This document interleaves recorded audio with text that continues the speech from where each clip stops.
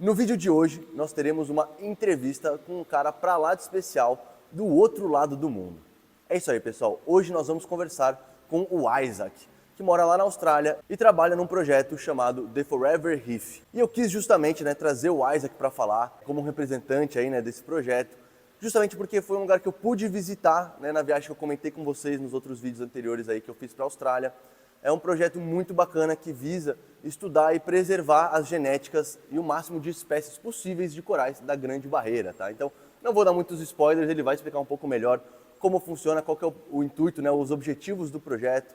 Então, de antemão, já queria agradecer a todos que estão acompanhando. Queria pedir desculpa pela qualidade da imagem, tá? Que não está muito legal, mas não tinha muito o que fazer, tá? Foi uma chamada de vídeo que a gente fez, talvez a minha internet lá dele não estava 100%, mas o que importa realmente aí é o conteúdo, tá bom? Peço desculpa também pelo inglês bem enferrujado, faz um bom tempo aí que eu não pratico, mas eu procurei também fazer as legendas tudo certinho, traduzido para o português, para que todo mundo aí possa entender e acompanhar essa conversa que foi muito bacana, tá bom? Então no vídeo de hoje, na verdade, é só uma parte dessa entrevista que eu fiz com o Izaac, tá? A entrevista durou aí 1 hora, então eu vou fragmentar ela em alguns vídeos diferentes para a gente poder fazendo alguns cortes, algumas partes bacanas aí do que ele passou pra gente, tá bom, pessoal? Então é isso aí, espero que vocês curtam demais o vídeo. Então bora começar aí a conhecer um pouquinho mais do Izaac e do projeto The Forever Reef. Hey Izaac, how are you? How you doing? Good, good. I see that you are already at work. Yes. Nice. How are you over there? It's 9 o'clock, isn't it? Yeah, right now it's 7 o'clock. 7? Right. Oh, Yeah, that's yeah. good. Not too late. It's fine. Well, first of all, I would like to thank you, Izaac, for giving us a little bit of your time today, right? Of course, happy to. I'm really happy because it's like a really good opportunity for Brazilian aquarists like to know a little bit what happens, where the corals really are, right? Yeah. And like, if it's okay for you, wrote it down some questions to follow us, to guide us through this, right?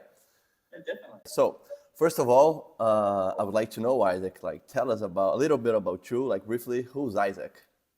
Yep. So, as you know, my name is Isaac. I've been a professional aquarist for about 13 years now.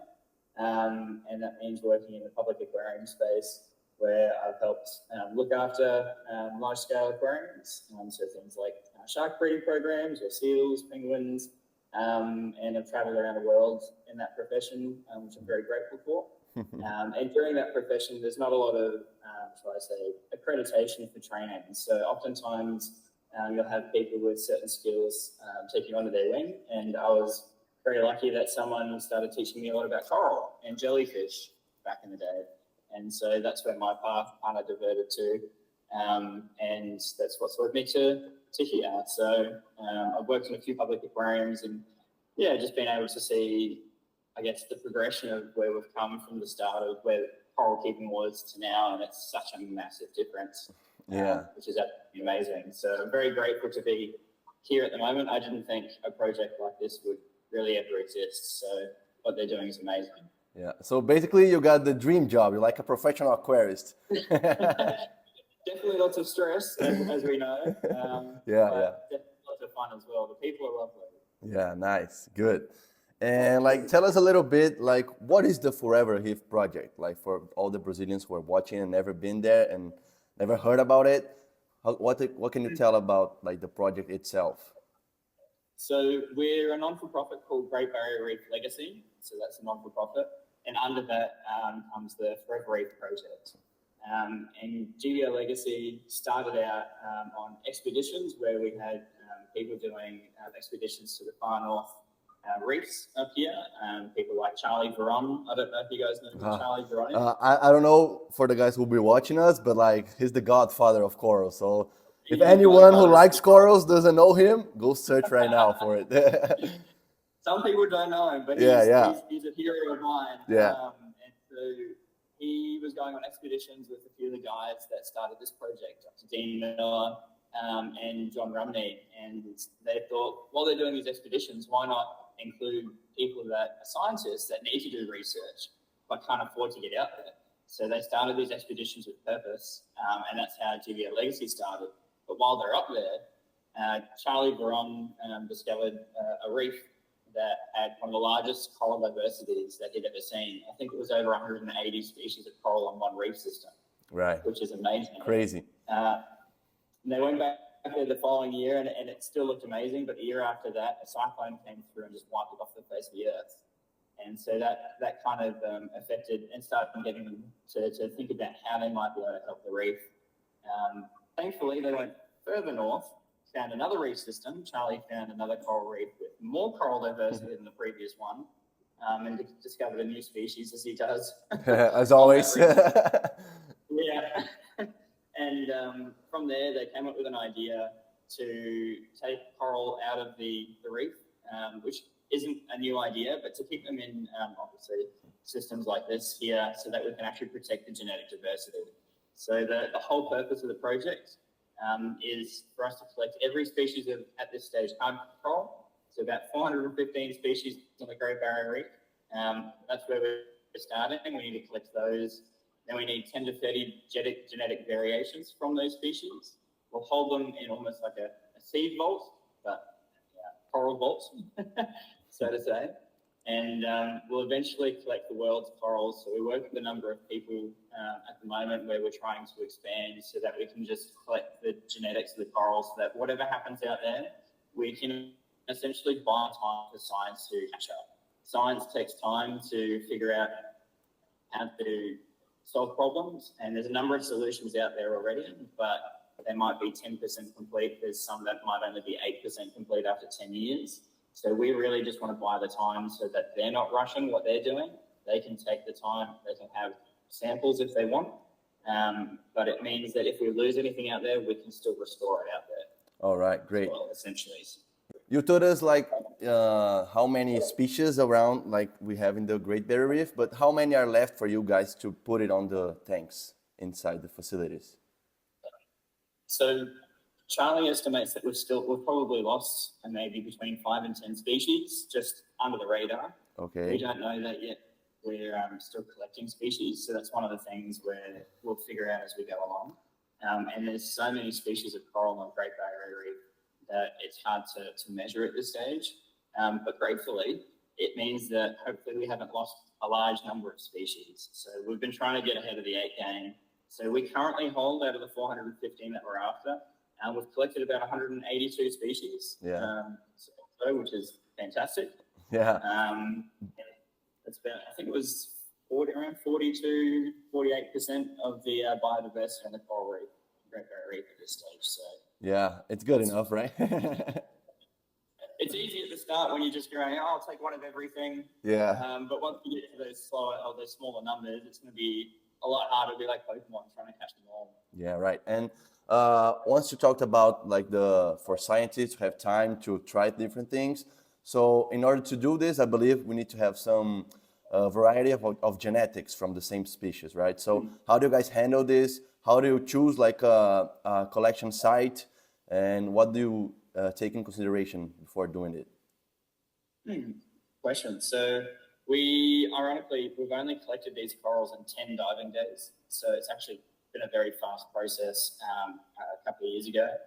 And as I mentioned, it's going to be a bit more of a slower process every time for us to find those special species that we don't usually find. So we want to go along the entire Great Barrier Reef eventually and collect corals from each of those reef systems, because there'll be varying genetics on each of those reef systems. Even if there's the same coral on the same reef, they can have different genetics from different depths. Yeah. That we're finding out, especially with a lot of aquapora species. There's a lot of species that haven't been kept in the hobby because they're just not pretty and they don't sell. Yeah. And so we want to collect all of them, but it means a lot of experimentation as well. We're working with the Smithsonian Institute and with the Queensland Museum. So they're coming in the next couple of weeks to collect a sample of every coral that we have. Nice. And they're doing the first genetic DNA testing. All right. So it's not the time to get into coral taxonomy. Of course. Names are changing. Yeah. And let me know, how many tanks do you have right now in the facility? Because I went there in 2023, right? And you guys had like 2 tanks. I think right now, as far as I know, you guys changed from place, right? You're not in the same facility. So tell us a little bit about it. So we now have 3 tanks. They've been the pilot tanks, so to say, which are the ones that you can see here. We're currently upgrading, so we're getting another 2 tanks in the facility, and we're working with Cade to custom make those tanks. So everything that we've done from these systems. Cade Aquarium, right? Yes. All right, good stuff. So working with Adam from Cade, he's been absolutely amazing to help us custom make a system based on the designs that we wanted from these systems. And we're setting up external facilities, which we're calling a hub network. We work very closely with some Indigenous corporations in Australia. We like to involve them in our collections and get permissions because we're collecting from their sea country. But we also want to work with them because we've got such a history with these animals that we're going to put another 2 tanks down with one of their corporations. So that corporation is the Dalwara Aboriginal Corporation. So we'll eventually have another 4 tanks. All right. And like in the total, how many, I don't know if you guys use like gallons or liters, but how many liters of waters or gallons do you have right now? We use liters over here. All right, we too. Rough liters, we have probably only about, when I say only, about 7,000 to 8,000 liters in this facility here. Good, right. Got plenty of space. Got a lot for people at home. Yeah, right. And how, like, I don't know if you can show us a little bit of it, but like, how does your sump system works? Like, you got a lot of equipment, don't you? What do you have hidden right there? See if this works. I'll take you for a walk with me. All right. Bom, pessoal, então vocês acompanharam aí, né, a primeira parte da nossa conversa com o Izaac. Espero que vocês tenham gostado, tá, desse formato diferente. A minha ideia é continuar com um quadro desse, parecido com uma entrevista, uma conversa, né? E trazer aqui para vocês pessoas, né? Seja do nosso país ou de fora, que tem a ver com o mundo dos corais, que dedicam sua vida a esses animais, que estudam esses animais, que de alguma forma podem trazer informações novas e conhecimentos importantes para nós aquaristas, né? Então acho que é muito importante conseguir fazer essa ponte entre pessoas que não estão no nosso meio, que não são conhecidas por nós aquaristas, mas tem muito a agregar no nosso mercado, na nossa filosofia, no nosso conhecimento a respeito desses animais, tá bom? Então espero que vocês tenham curtido, pessoal. No próximo vídeo, o Izaac vai mostrar melhor pra gente o sistema de filtragem lá deles, os tanques. Eu pedi para ele fazer para mim, né, e me mandar depois um vídeo com o próprio celular dele, ali das instalações, do SAMP, dos aquários e tudo mais, para que a gente possa ver, né, as imagens e tudo isso aí que a gente está falando com uma qualidade melhor, tá bom? Para a gente poder visualizar bem e vocês poderem entender um pouco melhor como funciona lá o sistema deles, tá bom? Então é isso, pessoal. Espero que vocês tenham gostado da parte 1. Deixa aqui nos comentários o que vocês acharam, tá bom? É muito importante para mim ter a opinião aí de vocês para saber se a gente continua com esse quadro, se a gente vai atrás de pessoas novas ou se é uma coisa que não interessa muito para vocês. Mandem aí as suas sugestões e as opiniões de vocês, tá bom? Tamo junto, pessoal. Muito obrigado por acompanhar. Não esqueça de deixar o like e se inscrever no nosso canal. E é isso aí. Valeu! Fui!